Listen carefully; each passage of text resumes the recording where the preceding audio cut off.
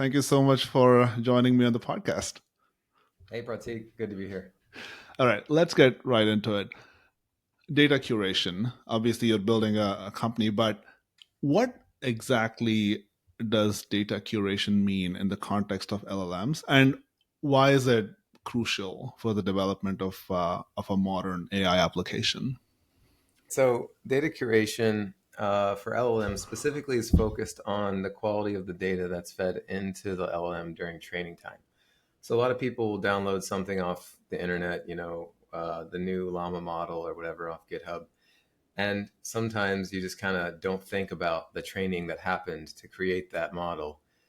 And I think one of the beautiful things to think about, and this is actually a fundamental concept of where we're headed in artificial intelligence in general, is that the same key concepts that were occurring when programming languages were developed in computer science are now occurring in AI and LLM models. Specifically, how would you build Python today? Like, how could you do it from scratch? It needs to somehow work with a graphical user interface. It has to somehow display on the screen when you run programs. Like, there's a lot to it, right? So you don't write Python from scratch. Actually, it's a history of 40 years, 50 years of development.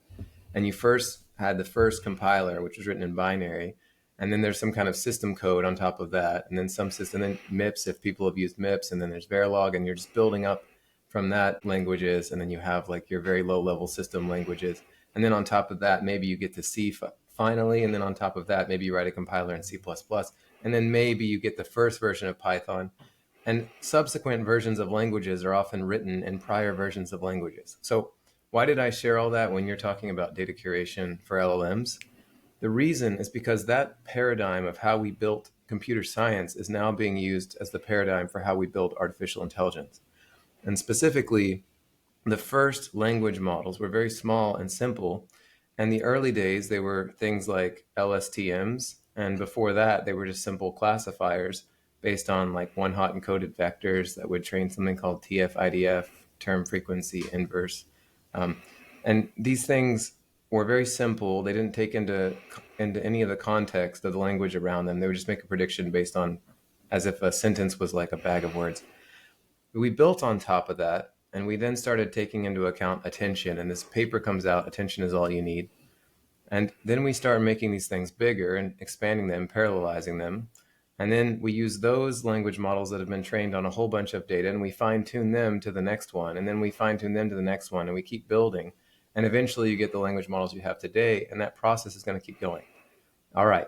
So now you see the connection between language models and computer science. And now where does the data come in?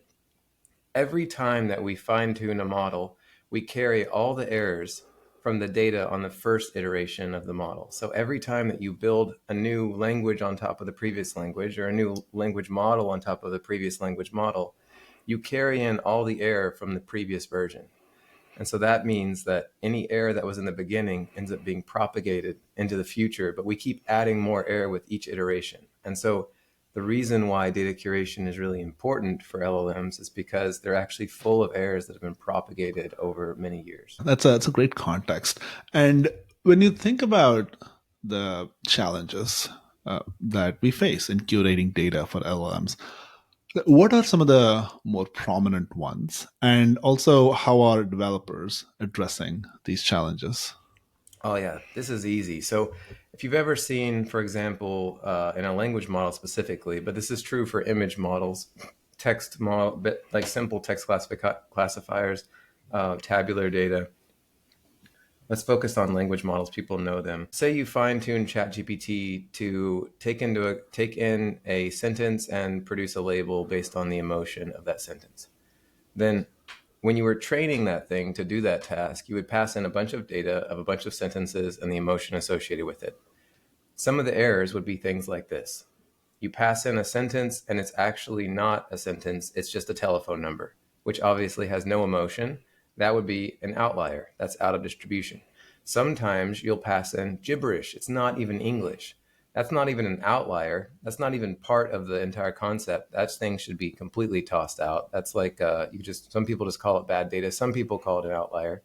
You might also have something that is ambiguous. Ambiguous data is a new class of data that we have been pushing and inventing at Cleanlab that reduces the capacity for a model learned on that data to understand the data. So an example of that might be, say your classes are frustrated and anguished, and you pass in some text that's like, I'm going through a lot of pain and I'm really frustrated. So is that frustrated, or is that an example of something that's ambiguous? And then the final and most obvious example of an error is one that has a label that's just wrong. So you pass in an example that says, I can't wait to go to this party. It's going to be so fun. And then the label is sad. So that's many of the examples. And at Cleanlab, you've been talking about something called confident learning. And obviously, I had a chance to go through it. But for listeners who don't know, can you explain the concept and how it came about? Yeah, this is a good one. So obviously that was my PhD at MIT, and I had this idea about 10 years ago. I'm from Kentucky, and education was how I went from, son of a mailman in Kentucky to doing a PhD at MIT. And so I really believed in the educational system. I worked at edX as one of their first research scientists, which is like the same as Coursera, if people know it. And I discovered that the certificates being earned, a large proportion of them, like around 10%, were earned just by creating two accounts and copying all the answers from one after you get all the answers wrong, just rapidly going through getting all the answers wrong and then copying them to another account, pasting them and earning a certificate. So when I discovered that, I thought, oh no, we need to catch all these cheaters or we can't actually democratize education because these certificates don't mean anything because everyone's cheating to get them. So Right. I build this ML algorithm to detect cheating, and it turns out it doesn't work. It's really unreliable. It produces bad results. The accuracy is low. And I start looking through all of the research. I'm in a research lab at MIT. It's very research focused, and I go through all of Google Scholar. I go through everything I can find. I ask all my ML friends who are best and brightest, and none of us can find anything beyond a very simple task in machine learning that works for like a very base case with noisy labels. And it turned out that machine learning wasn't ready for real world data, which blew my mind. And so I'm watching the whole world try to use machine learning. And I worked at Facebook and Google and Microsoft and Amazon, and I was at Oculus for 2.5 years as a contingent research scientist. And I'm working with all these groups, and I'm seeing all of them try to use AI for everything customer facing, and yet it doesn't work for real world data. So with that motivation, I was working at the time in Isaac Chuang's group. And if you don't know Isaac Chuang, that doesn't surprise me if you're in data science or machine learning, because he invented the quantum computer. And he was my PhD advisor. And I noticed that a lot of the algorithms and techniques used in quantum computing, NMR quantum computing, which is non-magnetic resonance quantum computing, the same concepts and ideas to figure out what computation is happening on a machine can actually be applied to data sets. And it turned out that we could take the information theoretic ideas from quantum computing and apply them to any arbitrary data set of any type: images, visual data, tabular data, text. And that's what inspired confident learning. And a lot of the ideas that field embodies are actually inspired by quantum computing. And it turns out that you can have theoretical guarantees to exactly say for certain data sets what all the errors are. And you can even guarantee a ranking over the likelihood of any data point being an error. And so we started building on that and building on that. And before long, we had a open source package, which then eventually became the company Cleanlab, that for any data set and any ML task could identify what the errors are in the data set and actually improve them. And then you get a more advanced AI, and that's a very marketing way to put it, but basically a more reliable, higher accuracy machine learning model trained on that data set. It's very interesting how like a premise or a construct from one field is very useful. It happens all the time, but I think connecting those two areas and building something useful is very interesting. The premise is the data you'll find, locate the errors, you'll improve it. In practice, let's say you're working with a big company like a customer maybe, and they have all this years of just data. Like most of it is bad, some of it is good. In practice, how does it work? Let's say I have a lot of text documents going back to 2005, for example. How, or like, what goes in and what comes out, and how do I use that outcome in like a real world setting? Yeah, and it's important to keep in mind that the answer to that question varies based on the development of technology. So the answer now is you just upload a data set and then it just spits out the errors and that's it. Like literally any data set, if you have data and it's labeled, then you just Right, upload that to, app.cleanlab.ai and it will tell you all the errors in that data set and even train a better model for you. And that's that. So right, that's today, 2023, going into 2024. Where we were, for example, 5 years ago, was you had to train a model first on the data and then output a bunch of predicted probabilities. And it had to be trained in a very specific way. It had to be trained out of sample using cross validation with a large number of folds. And that wasn't automated at the time. You had to do that yourself. And then using predicted probabilities and the labels, you would pass that in and it would tell you what are the outliers, what are the label errors, etc. I think a key point to note here, the fact that the input to the confident learning algorithms was not the data itself, but actually the outputs of models meant something really important. It meant that we can apply the Markovian assumption, which basically is just saying that anything where this data came from or what the data was, or even the model that generated it, doesn't matter. What matters is the outputs of that model. And that allowed confident learning to work with any model and any data. And that's why I always emphasize the point that these solutions and these algorithms don't just work for text. They also work for Tesla images, right? Self-driving cars. They work for banks, financial institutions, tabular data. You have got a bunch of columns like an Excel spreadsheet with a label column. Anything that can be represented and input into a machine learning model can be identified for errors and improved. amazing.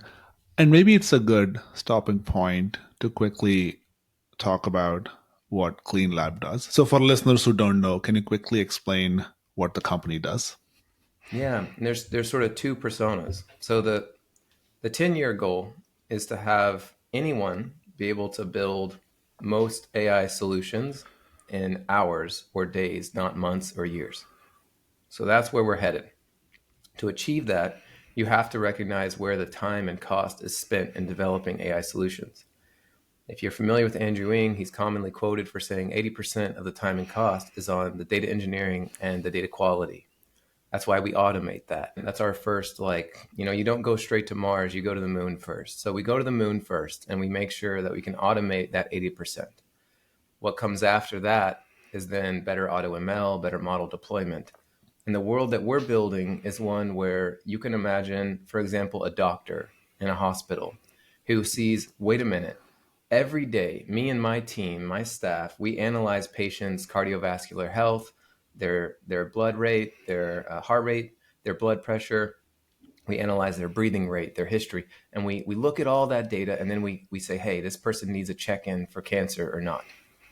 And when they start to recognize, hey, I feel like there should be a computer system that could build this for me. But the reality is lots of the nurses have made errors, the doctors have made errors, the data has all sorts of outliers, random notes they threw in there. It's a mess. So what would be done today in 2023 without Cleanlab is you'd have a team of data scientists that would have to go through and improve all that, writing a bunch of ad hoc Jupyter notebooks and scripts. Then you'd send it off to some labeling company. They'd get you really good labels. It cost you a pretty penny. And now, after all this time, effort, and cost, you then have some machine learning engineer who figures out how to train the model, and then a systems engineer figures out how to deploy it. So that's the steps that it takes today. That's what we're automating tomorrow. Right. Let's talk about the role of open source. You mentioned Clean Lab. You started off as an open source project, and now it's a company. When it comes to building foundation model, not just text, but any modality, what is the role of open source data sets in building useful applications? And also, more than that, because data curation, it takes time and effort. So if you have the resources and means to take a large data set, clean it, there's less motivation to just put it out there in the open for others to use it. So what's your view on open source data sets and also the tooling around it? Yeah. So, first, something, if you're listening to this podcast, to remember is that whenever anyone asks anyone, What's the role of something? And the reality is we haven't discovered all the roles that it has. That means that my answer is limited to where we are today. That being said, I think that a very clear way to think about open source data is as a basis. So you train a model on data that's open source, and then you've got some stuff that's closed source, that's private, that for some reason you can't share. It's user specific data, it has private information. There are HIPAA compliance issues. There's a million reasons why you wouldn't open source certain data. So the way you can think about it is find the open source data that's the most similar to your problem, and hopefully there's a lot of it. It's not going to be the same. It's not going to be perfect for you, but train a model on that does reasonably okay for your task, and then you fine tune that model. Like if you're not familiar with fine tuning, you do the first 80% training on the open source stuff, and now you've got a model. Save that in time, and then use that model and start training it on your specific closed source data. And now it sort of fine tunes, and you can think of it just like school. Everybody goes to the same generic K through 12 education in whatever country they're in, but then you go to college and you major in something. And when you major in something, that's fine tuning on your specific closed source data. And then if you want to fine tune on an even smaller subset, you go to grad school. And if you want to know everything about nothing, then you get a PhD. It's yeah, it's interesting. All right, so you You talked sort of about seem to have me privacy. lost for words, Pratik. The last bit, that was funny. All right, so if you look at the need for privacy, obviously, you mentioned many industries that are regulated. They for many reasons you can't just release stuff. So when it comes to data curation, companies, for example, companies in healthcare, they need to balance the need for comprehensive data versus the respect for individual privacy. So, how does a company in such a regulated industry do this? And also, obviously, let's say you want to be compliant. How do you get people to collaborate? Because one of the big advantages why, for example, OpenAI works is just the sheer amount or volume of data you have. So, how do you get players in a regulated industry to collaborate on creating big, meaningful data sets? Yeah, you got sort of two options. This is a very complex question, so let's do it short. And if you want more info, we can go deeper. I think of there as two options. There's either a middleman or there's not. So you either go direct to the supplier or there's a middleman. So if there's a middleman, you can think of that like I'm a healthcare company with data. I can train that data myself, except I'm a healthcare company. I don't have a bunch of ML researchers, engineers. So I can go direct to an ML company and have them do it for me, or I can go through a middleman. The middleman would be like a consulting firm. That's like your Deloitte, your McKinsey, or there's some smaller ones who are fantastic, who a lot of people don't know about, but like Berkeley Research Group, West Monroe, Alvarez and Marsal. These are fantastic tech consulting companies. The healthcare company can go to those tech consulting companies and have them build your solutions for you. What are those consultants doing? They're going to use software like Cleanlab. They're going to use ML software that they have learned how to use, they're trained to use, that makes their life simple, and they'll solve the problem. And the way that this gets to the question that you're asking is the healthcare company has healthcare compliance issues. And if you're an ML company, dealing with that is very difficult, especially in early days. And for example, if a founder is listening to this, or a startup founder, someone interested in starting a company, or someone just curious how you would do this, it's not easy if you're a seed stage, early stage startup company to go and immediately start working with massive healthcare, institutions that have HIPAA compliance. So what you do is you support the consulting firms. The consulting firm then handles that compliance with you. They have a massive org to handle those kind of things, tons of lawyers. And then those consulting firms, they need support on the machine learning side. So that's where you support them. Are you going to get the full check? No, you're not. But are you going to get a check? Are you going to be able to move forward, grow your business? Yes. Start there, help. If it turns out that eventually you can support that customer directly, you can do that. But in the early days, I think that's a simple way to get by. The other option is you go direct to the supplier, right? So in that, you have a lot more legislative things to figure out and a lot more regulations. Right. And in a situation like this, what's your view on federated learning? Is it a useful premise? Is it practical? And also, is it can we build a real world system that big companies can use? Yeah, federated learning is a concept that makes sense. But being a concept that makes sense is not the same as being an applied, useful solution that everyone is using today reliably. But I can give you examples. Like, let's go back to what we talked about with confident learning. The outputs of a model are used, not the data itself. So that's an example where every device in the world could be training some very simple machine learning model, and then the outputs of that model could be sent without the data being sent directly. And this gives you a way to do federated confident learning where you have outputs but no data being shared and from a whole bunch of devices. And you can imagine then taking all those outputs and then combining them in an intelligent way and then updating a model and sending that back. It's a very reasonable thing to do. Actually building the infrastructure to make that work in a way that people understand and is trustable, that's a totally different issue. Right. Another construct that comes to mind, again, it's very early, but people, like many smart people, they're trying to work on decentralized compute, where in theory they want to aggregate many little compute cluster like nodes, and then they want to provide that as like a service, just like you'd buy from AWS or Azure or Google. Now, two-part question. One, is that is that even feasible? Like, can you aggregate compute and provide it reliably? And two, even if it's feasible, are customers willing to buy such a service? It's absolutely feasible and they can be willing to buy it. Think about like why do people buy Tesla?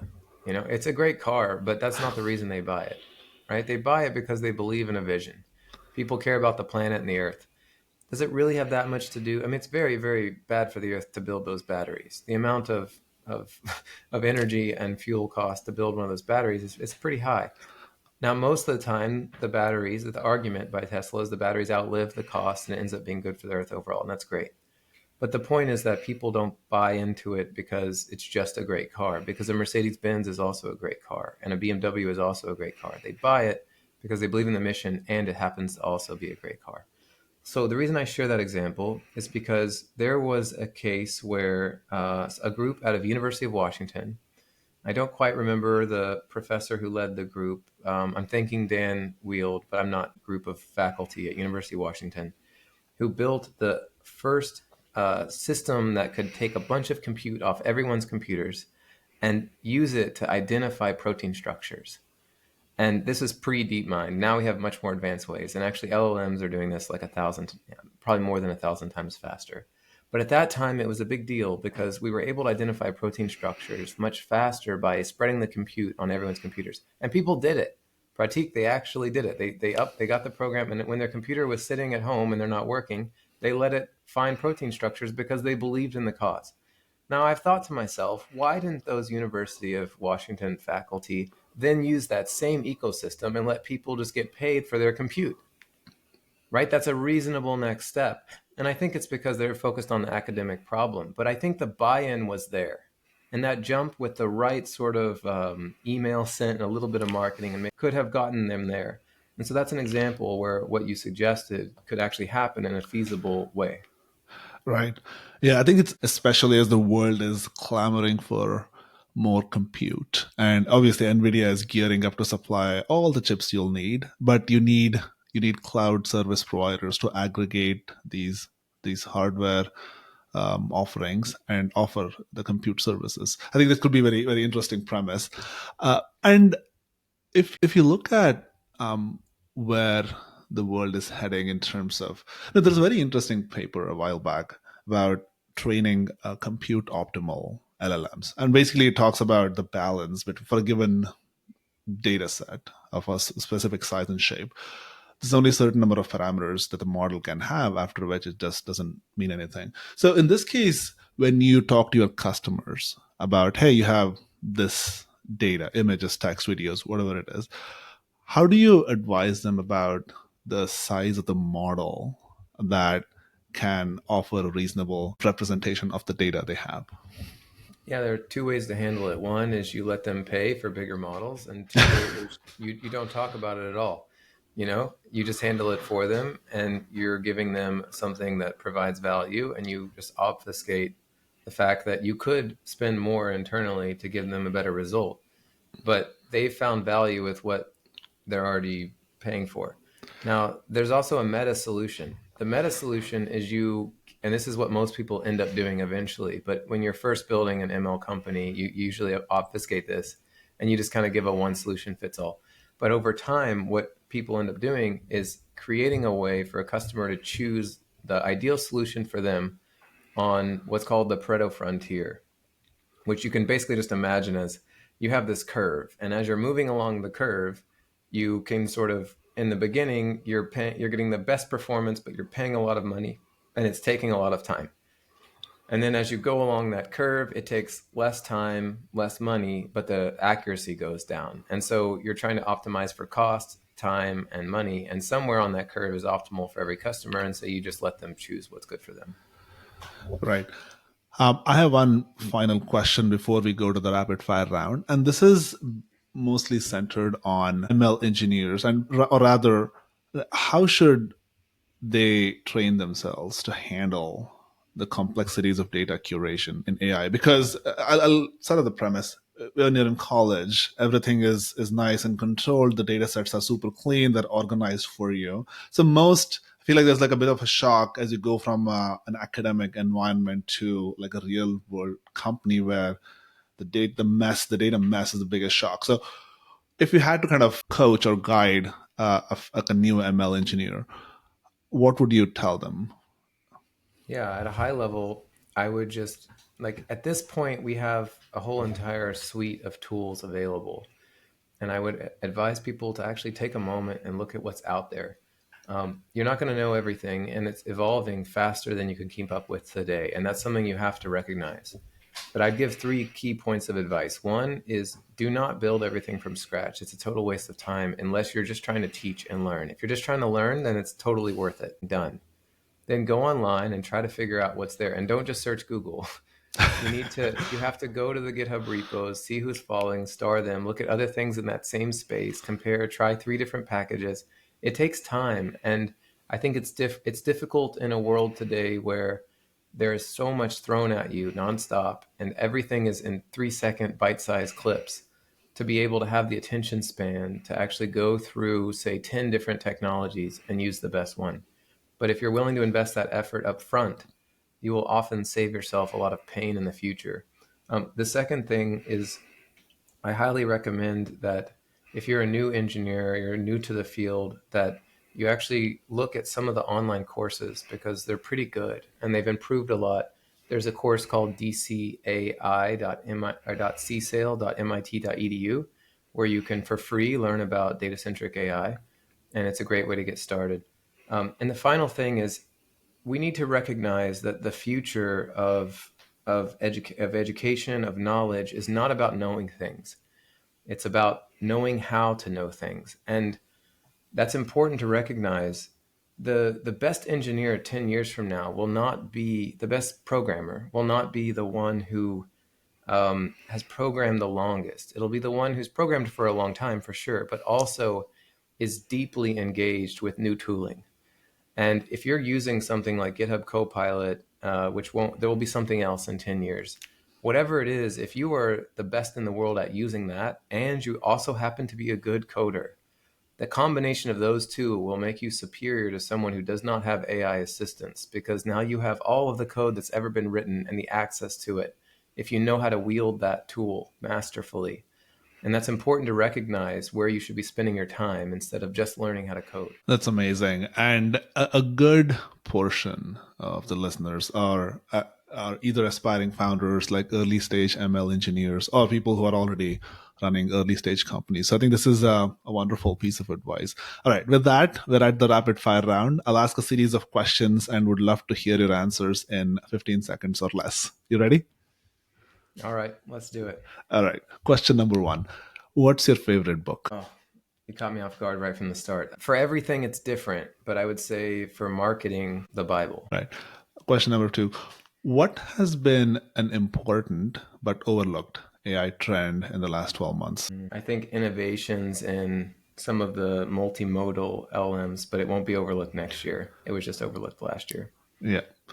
What's the one thing about data curation that most people don't get? I think people tend to think that you can just fix, if you have like a mass of data thrown into some file somewhere, that it'll just somehow magically know exactly what you want it to be without specifying ahead of time what you want it to be.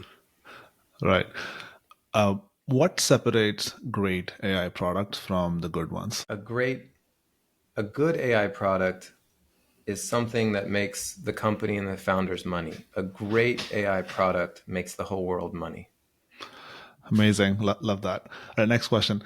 As a founder, what have you changed your mind on recently? If I could do it all over again, I'm not sure that I would be a founder because I was super naive how difficult it is. But now that I'm here, I'm grateful I am where I am. Right. What's your biggest AI prediction for the next 12 months? Biggest is hard to define, but I think the world has yet to figure out actually the promise of where LLMs and generative AI is headed. My prediction is that we'll have more of an idea of how to use these things in the B2B case, not just the B2C case. So businesses, not just consumers. Right. Final question. What's your number one advice to founders who are starting out today? Continue to be naive and continue to go to the gym and take good care of yourself. You have a long journey ahead of you. I think that's a brilliant piece of advice about the gym thing. I think physical fitness is something people tend to ignore, or they'll think, "Oh, I'll just put in the first few years." But I think it's absolutely important to. I think that'll help you maintain the mental sanity that you need because it's a long journey. So I think that's brilliant. Curtis, thank you so much for coming onto the show. Love your sharp opinions, your depth of knowledge here. So appreciate you sharing your insights. Thank you, Pratik. Yeah, give me one.